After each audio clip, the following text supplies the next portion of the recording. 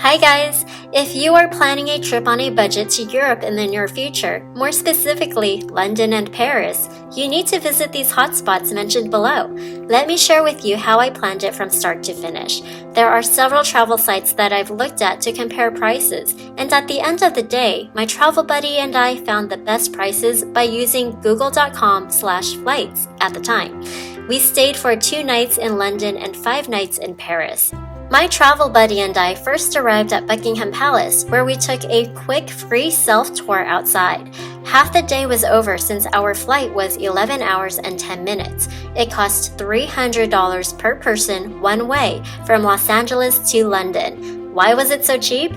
Because we went during the cold winter. Anyway, we made sure to check into our hostel, which we booked for 2 nights. That was under $30 a night per person. We shared a room with another couple, therefore it was cheaper, and we all had our own separate bunk beds. The next day, we went on a full $155 per person 12.5-hour tour to Windsor Castle, Stonehenge, Le Coq, the place where they filmed Harry Potter, and the city of Bath. Since traveling was by charter bus, we didn't have to worry about getting our own transportation. The tour guide was very knowledgeable too. It ended late at night and we got to see the Christmas market. The next day, we flew to Paris, which was about $100 per person, and most of our transportation was through the underground subway station or on foot. Be wary of your surroundings. I was almost pickpocketed in the crowded subway. There were 3 guys working together located in different parts of the subway, so be careful. Whenever I entered the subway, it would be jam-packed and there was no space to move. Hide your valuables in secure areas. Other than that, subway transportation is a very convenient, fast, and affordable way to get from one city to the next in minutes.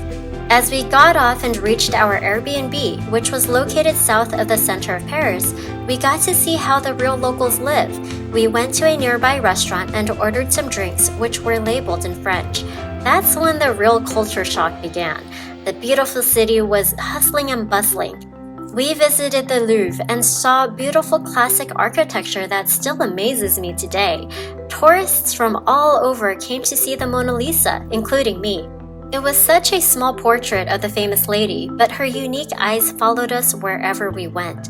Not only was it magnificent inside, but the outside exterior of the museum was fascinating to look at as well. There is so much rich history and art in there that one can stay there for almost the entire day, learning and looking at these pieces. When I went, the weather was gloomy, but it didn't stop me from appreciating what was around me. I bundled up and was prepared for the winter. If you plan on going during this time, make sure to bring some chapstick also. I passed by some pretty notable buildings and looked for delicious restaurants through Yelp, which helped a lot.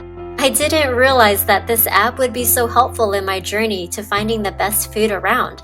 It made navigation easier, especially as we wandered around by foot. The burgers and sandwiches were just as good as here in Los Angeles, and I wish I had taken pictures of the McDonald's that we stopped by at. The menu was somewhat different and had some dishes that catered to French cuisine. Anyway, the next stop after getting food was the Eiffel Tower. We admired the outside, which was free, a must-see during the late afternoon towards the evening.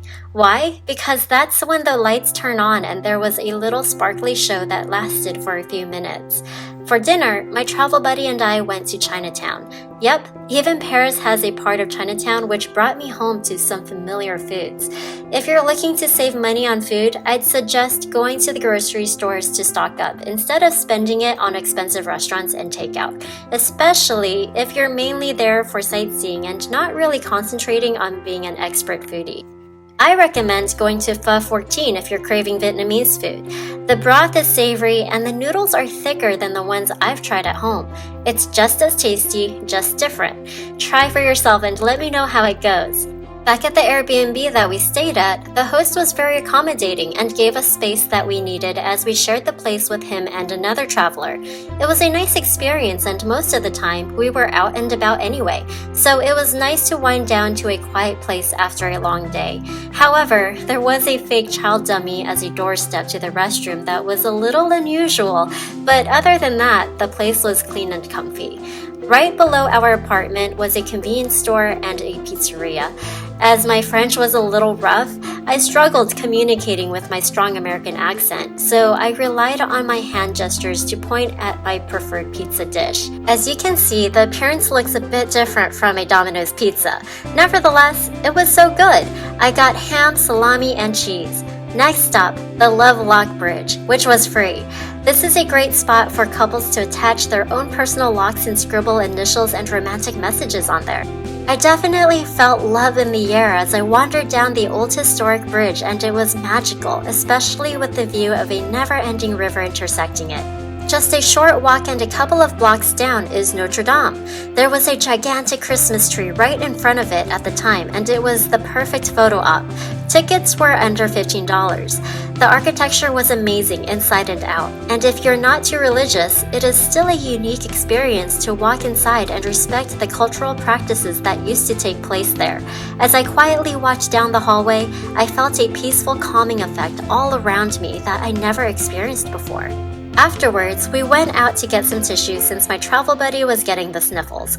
Convenience stores were within walking distance and everything that we needed was close by. Next, we journeyed on and found ourselves at the Luxembourg Gardens, a free, spacious outdoor area with a small palace.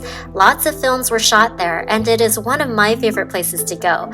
The birds were quite brave, as one landed right on my knee and chilled there for a long time. I was just sitting and eating my French pastry with no qualms whatsoever. The greens were well maintained, and this is definitely the place to go on a long romantic stroll with your loved one. Onward. Nearby, we approached the Pantheon, a famous building that stands to honor great men in history. Buried in the crypt are legendary figures like Victor Hugo, Voltaire, and others, just to name a few. The interior of the Pantheon feels church-like, but it isn't one. On the day before our last, we decided to move and stay at another Airbnb in Choisy-le-Roi, which was in the southeastern suburbs of Paris. We chose that particular place because it was closer to the Roissy airport going home. It proved to be more convenient, and we didn't need to rush and take several modes of transportation when it was time to depart. We simply used the local bus, which brought us straight to the airport, saving us time and money. We also got to explore how the locals live. The food and French bakeries were more affordable and honestly just as good or better compared to the touristy spots. I got to stock up on goodies to bring home from the local market. It was a nice contrast to the busy touristy areas in central Paris. I highly recommend staying in safe cities that are less populated so you can get the ultimate experience of what it really is like living there. Thank you for following me on my journey. If you'd like to see more of my future travel tips, please subscribe.